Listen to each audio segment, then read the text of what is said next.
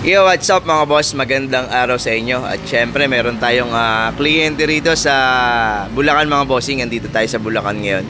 Mga bossing, familiar naman sa atin ng L300. So ang issue nito, ito yung Euro 4 natin mga bossing. Hindi ito yung ating 4056, no?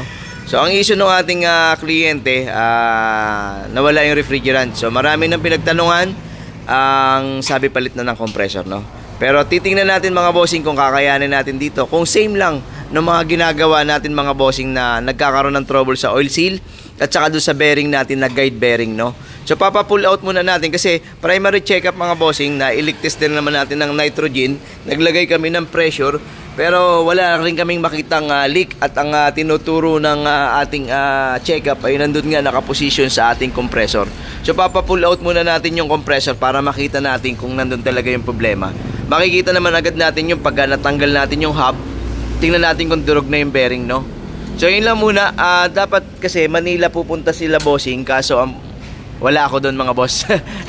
Kagabi lang tayo umakyat dito sa Bulacan, kaya sabi ko dito na lang siya pumunta kasi ako rin na magbababa at magre-repair ng compressor mga bossing. So tayo lang naman kasi ang humahawak ng repair ng compressor. Hindi natin pinapabaklas sa ating ibang kasama, no? So kaya sinundan nila kami dito, kaso ang problema medyo natagalan sila mga bossing kasi para sa makagaling bossing? Tagig.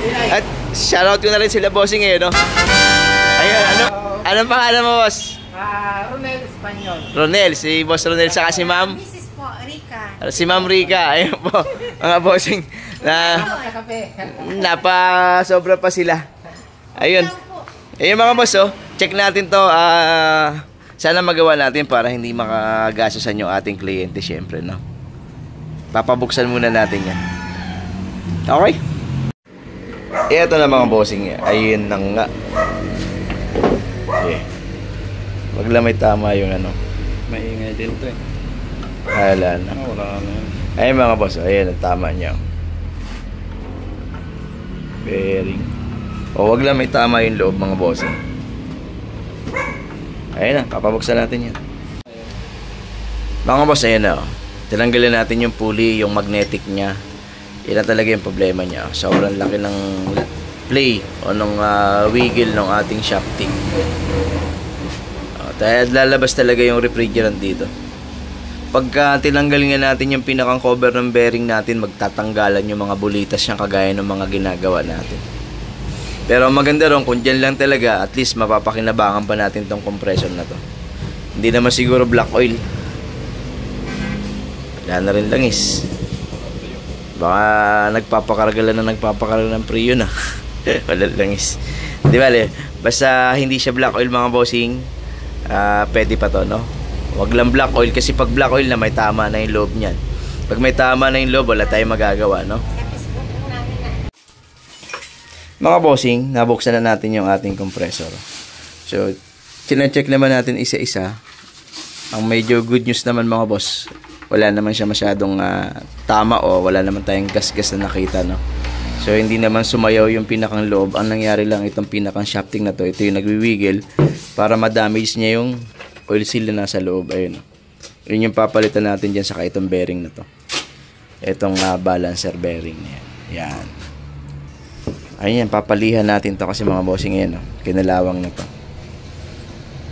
Dito kasi nakaposition yung labi ng ating oil seal sa shafting na to. Okay, so palinis lang muna natin to mga boss. Mga bossing, andito na yung ating pyesa. Meron tayong oil seal bearing natin mga bossing, Koyo Japan yan mga bossing. Orig yan mga boss. Shop seal, o-ring. Sobrang laki na ng o-ring niya mga bossing.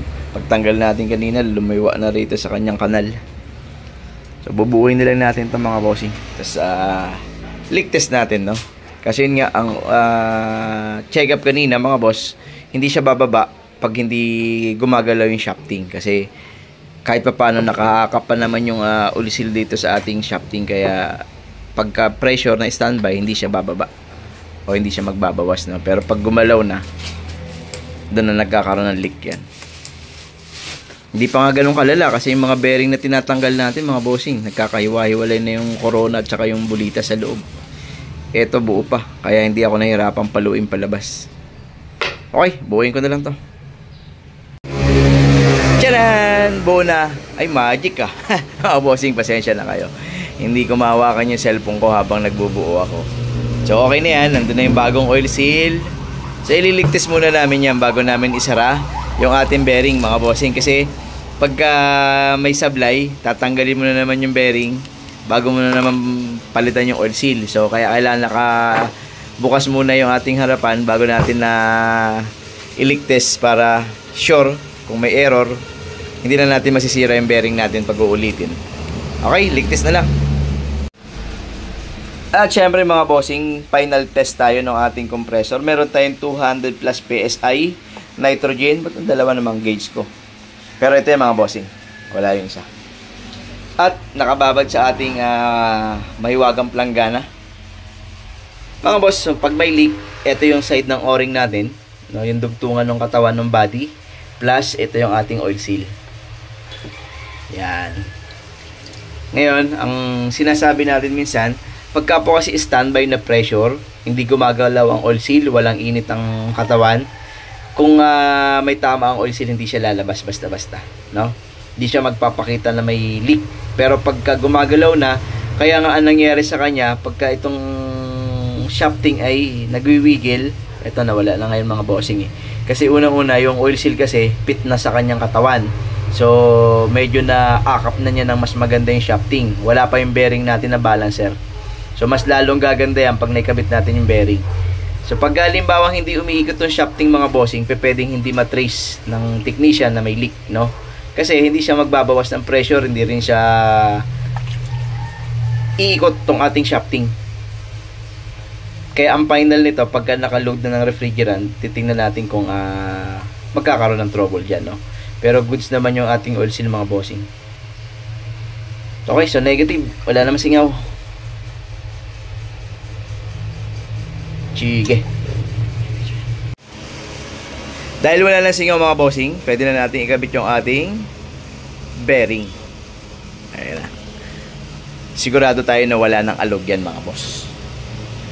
Paluin lang natin. Hindi ako makahawak ng cellphone eh. Mga boss, nakakabit na yung ating compressor at nagpa-final check up din tayo ng leak test natin doon sa ating system. So hindi lang yung compressor ang tinitrace natin ngayon, pati yung mga dugtungan kung meron siyang leak, no? So meron kaming 250 PSI. So papacheck natin lahat ng ibang dugtungan na makikita natin dito sa labas. Pero syempre, unahin natin yung compressor dahil yun ang ginalaw natin. Dalawang pipe ang meron doon, suction saka discharge. Plus yung mga dugtungan dito mga bossing, yan. Condenser. Kabilaan niya mga boss.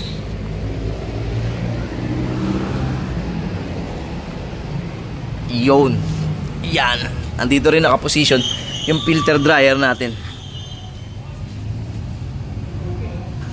Nabunot mo ba yung pressure switch? Wala naman singaw. Okay, tapos pagka wala na mga bossing, magbabacuum tayo, tapos reload tayo ng refrigerant dito sa ating L300. Mga bossing, yung sinasabi natin na ang lahat ng ating aircon o ng problema ay may mga dahilan. So kaya rin po bumigay yung ating compressor, isa rin sa mga nagiging problema yung maduming condenser. Bigyan natin ng ilaw para makita natin yung mga boss, nakita niyo yan? Pagka may mga nakuha na siya sa baba, pagka po nagbara na yung ating condenser na yan, hindi na makakakuha ng hangin yung pan na yan. Tsaka kailangan dapat malinis lagi yung mga bossing. Kabilaan niya mga boss, meron pa yan doon sa kabilang side. Okay, so papalinis din natin yung mga bossing pag nag-load na tayo ng refrigerant. Mga bossing, napagkasunduan namin ng may-ari na ibaba yung kanyang condenser para malinis, no? Habang wala pang load ng refrigerant mga boss, kasi pag naka-load na tayo ng refrigerant, hindi natin niya maibababa na, no? Sayang. Kasi hindi po kasi malilinis sa maganda to habang nakakabit din yung ating condenser sa taas. Kahit tanggalin natin yung pan, hindi mo malilinis ang tama yan. O yan, no? Napakadumi nyo mga bossing. Natanggal na natin yung napakarami ron. Lalo na yung kabila. Kaya tama lang yung decision ng may-ari na ipababa na rin lang, no? Para malinis natin na maganda. Isa sa mga problema niya mga bossing, yung dumi ng condenser na yan. Kaya nagkakaroon ng high pressure.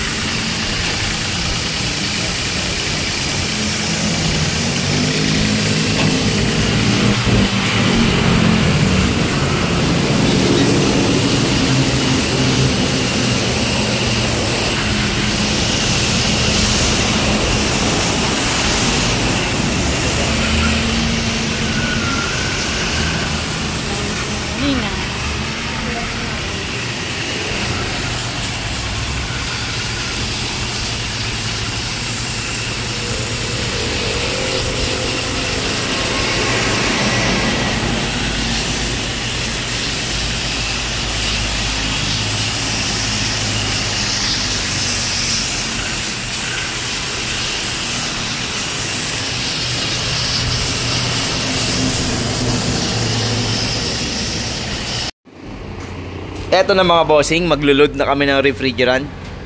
Magbe-base na rin tayo sa grams natin, no? Kukuhaan pa rin natin kung ilang grams yung papasok. Kahit meron tayong glass ng dryer, no? Mga boss, nakapag-load na tayo ng refrigerant. Okay na yung ating sukat ng ating kilo o yung grams. Ang hindi natin gusto sa ating reading na nakita, mga bossing, medyo may sinasabi na yung ating pump ng compressor na damage na ng konti, no? Medyo na late na tayo kasi yung ating high side nasa 50 na. Although mga bossing matindi na ang sikat ng araw dito ngayon, mag-aalauna na mga bossing, kaya kahit pa paano mauunawaan natin ng konti yung reading. Pero syempre kung nasa condition yung ating system, yung ganda pa ng compressor, kahit tanghali yan, dapat at least man lang mas mababa sa 50. Nakakuha man lang sana tayo ng mga 45. Ngayon, pag nire-revolution na lang na medyo maganda, saka lang bumababa ng 40, mababa ng 40, no? Saka tingnan nyo naman yung galaw ng ating high side. So dahil sa dumiyan mga bossing ng condenser, nagkakaroon kasi ng high pressure lagi yung aircon ni bossing, kaya tinamaan talaga siya. Kaya nga pati yung shop seal niya na-damage din, no?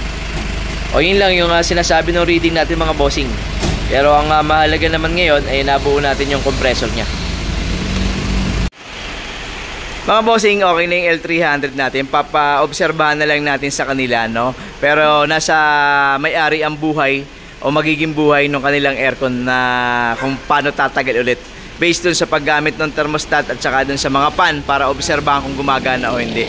At syempre, natutuwa tayo mga bossing dahil yung binayad sa atin ni bossing galing sa ipon mga boss. Oh. Ayun na, binigyan natin discount, ma'am. Opo, meron na po.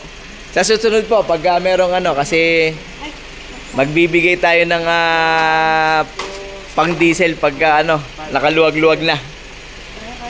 Ayun o, ayos. Ayun, shoutout ulit kay bossing. Salamat, boss. Salamat, ma'am. Kami sa Taguig. Taguig. Namin sa kala namin doon kami sa Manila. Opo.